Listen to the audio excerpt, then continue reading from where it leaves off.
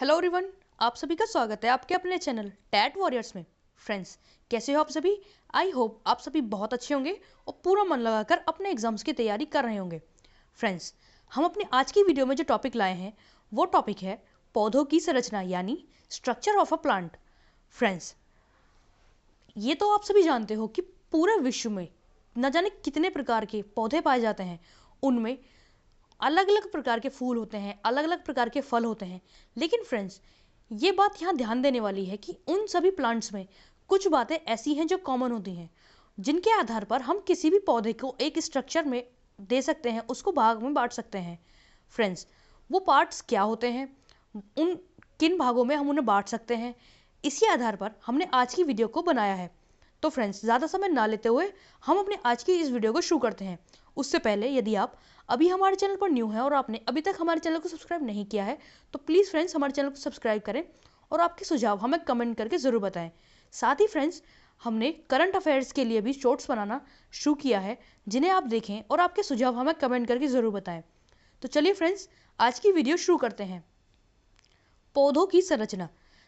पौधों का वर्गीकरण कई आधार पर किया जा सकता है, जिनमें से प्रमुख आधार जिस पर सभी पौधों को सामान्य रूप से वर्गीकृत किया जाता है, यहाँ पर वर्गीकरण दिया गया है। फ्रेंड्स, हम अपनी आज की वीडियो में वो टॉपिक लाए हैं, वो बिंदु लाए हैं जिन पे सामान्य रूप से किसी भी पौधे को बांटा जाता है, जिनमें सबसे पहला पार्ट है फ्रेंड्स हमारा लीफ, दूसरा स्टेम और तीसरा रूट। फ्रेंड्स, एक पौधे के ये वही तीनों प्लांट हैं जिनमें विश्व में कहीं भी कोई भी पौधा कहीं भी रहता हो, लेकिन उसमें ये तीन लक्षण होने अनिवार्य हैं। यदि इनमें से कोई भी एक लक्षण उसमें नहीं है तो फ्रेंड्स उसे प्लांट कहना थोड़ा मुश्किल होगा, उसको अलग कंडीशंस के आधार पर फिर जज किया जाएगा। इसीलिए फ्रेंड्स, एक प्लांट को अगर हम बांटेंगे, एक प्लांट को अगर हम प्लांट कहेंगे तो उसमें लीफ, रूट और स्टेम, इन तीनों चीज़ों का होना बहुत ज़रूरी है। आगे फ्रेंड्स हम जानेंगे लीफ, जिसे पत्ती कहते हैं। फ्रेंड्स, अब पत्ती के एक पौधे में क्या कार्य हैं वो इस प्रकार हैं। पौधे के लिए भोजन निर्माण। फ्रेंड्स, ये बात हम सभी जानते हैं, बचपन से पढ़ते आते हैं कि एक प्लांट की जो लीफ होती है उसके अंदर क्लोरोफिल होता है, जिसके कारण वह सनलाइट के साथ यानी सूर्य के प्रकाश के साथ क्रिया करके पौधे के लिए भोजन का निर्माण करती है। फ्रेंड्स, इसके साथ ही अगला पॉइंट आता है हमारा वाष्पोत्सर्जन में सहायक। फ्रेंड्स, इसमें पौधे के अंदर जो पानी होता है, जो एक्स्ट्रा पानी होता है, वो या ये कह लीजिए फ्रेंड्स गर्मी के कारण वो पानी पत्तियों पर कुछ बूंदों के रूप में इकट्ठा हो जाता है, जो वहाँ से भाप बनकर उड़ जाता है। जैसे फ्रेंड्स, एक इंसान को जब गर्मी लगती है तो उसके शरीर से पानी पसीने के रूप में बाहर आ जाता है। इसी प्रकार फ्रेंड्स, पौधों से भी वाष्पोत्सर्जन की क्रिया द्वारा पानी, एक्स्ट्रा पानी पत्तियों द्वारा बाहर निकल जाता है।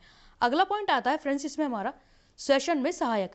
फ्रेंड्स, ये बात भी हम सभी जानते हैं कि पौधे कार्बन डाइऑक्साइड ग्रहण करते हैं और ऑक्सीजन बाहर निकालते हैं। फ्रेंड्स, पौधे की यही प्रक्रिया, उसमें यह क्रिया एक पत्ती द्वारा ही संभव है। यदि उसके अंदर पत्ती नामक प्लांट नहीं हो, पार्ट नहीं हो, तो वो पौधा श्वसन नहीं कर पाएगा, ना ही पौधे के लिए भोजन का निर्माण कर पाएगा। तो फ्रेंड्स, इसीलिए प्लांट के अंदर एक पत्ती की यही उपयोगिता है। इसके बाद आता है फ्रेंड्स हमारा तना। फ्रेंड्स, तना, जिसे हम स्टेम भी कहते हैं, इसके क्या कार्य हैं? पौधे को सीधा खड़ा करना। फ्रेंड्स, एक पौधा जमीन में सीधा तभी खड़ा हो सकता है जब उसमें तना हो या फ्रेंड्स उसका तना मजबूत हो। उसके बाद फ्रेंड्स अगला पॉइंट है हमारा खाद्य पदार्थों का परिवहन। फ्रेंड्स, इसका तात्पर्य है कि जब एक प्लांट के जो लीव्स हैं उनमें भोजन का निर्माण होता है, पत्तियों में जब भोजन का निर्माण होता है, तो वो पौधे के विभिन्न भागों में कैसे पहुंचेगा फ्रेंड्स? वो एक स्टेम द्वारा ही पहुंचेगा, जो प्लांट के अंदर स्टेम है उसके द्वारा ही पहुंचेगा। जैसे फ्रेंड्स, अगर हम नॉर्मल बातों में समझें तो अब मान लीजिए कि एक गांव है छोटा, तो उस गांव के अंदर बहुत से मकान हैं, मकानों के लिए एक मेन सड़क से बहुत सी गलियां हैं। तो फ्रेंड्स, अगर उन घरों से किसी को बाजार जाना है या शहर से बाहर जाना है तो फ्रेंड्स वो एक मेन रोड द्वारा ही जाएगा। इसी प्रकार फ्रेंड्स, जब प्लांट के अंदर पौधे के पत्तियों द्वारा जो भोजन निर्मित है वो पौधे के विभिन्न भागों में जाएगा, तो उसके लिए भी एक मेन सड़क की तरह ऐसे ही एक स्टेम का होना अनिवार्य है। इसी प्रकार अगला पॉइंट आता है फ्रेंड्स हमारा जल का परिवहन।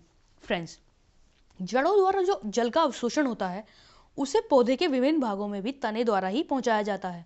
अगला, पौधे को दृढ़ता प्रदान करना। फ्रेंड्स, एक पौधा दृढ़ तभी कहा जाता है जब वो सीधा खड़ा हो, और फ्रेंड्स वो सीधा तभी खड़ा होगा जब उसके अंदर मजबूत तना होगा। तो फ्रेंड्स, जब पौधे के अंदर तना होता है तो वो एक पौधे को दृढ़ता प्रदान करता है। इसके बाद अगला पॉइंट या अगला पार्ट आता है हमारा जड़, जिसे इंग्लिश में हम रूट कहते हैं। इसके क्या कारण हैं फ्रेंड्स? सबसे पहला, खनिजों का अवशोषण।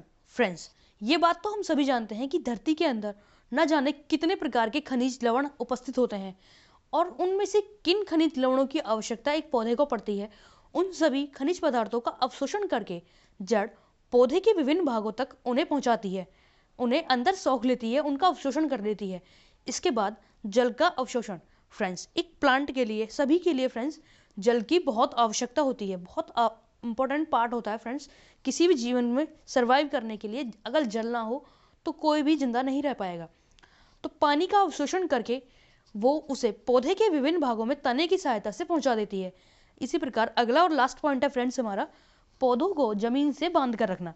फ्रेंड्स, एक पौधा जमीन में तभी धंसकर रह सकता है, बंध कर रह सकता है, जब उसकी जड़ें मजबूत हों। अगर उसके फ्रेंड्स जड़ें मजबूत नहीं हैं तो कोई भी पौधा ज़्यादा समय तक नहीं टिक पाएगा, वो एक ही आंधी में, तूफान में या किसी भी झोंके से यूं ही गिर जाएगा। तो फ्रेंड्स, हमारी आज की इस वीडियो में इतना ही। आशा करते हैं कि हम अपने आज की वीडियो के द्वारा इस टॉपिक को आप सभी के लिए क्लियर कर पाए हों। फ्रेंड्स, आप हमें कोई भी बात कहना चाहें, कोई भी सुझाव देना चाहें, या कोई भी ऐसा टॉपिक जो आपके टेट सिलेबस से रिलेटेड हो और आपको वो परेशान कर रहा हो, तो प्लीज़ फ्रेंड्स हमें कमेंट करके ज़रूर बताएं। हम अपना पूरा प्रयास करेंगे कि उस टॉपिक को आप सभी के लिए सरल बना सकें। तो चलिए फ्रेंड्स, स्वस्थ रहें, मस्त रहें और एकदम पॉजिटिव होके अपने एग्जाम्स की तैयारी करते रहें। धन्यवाद।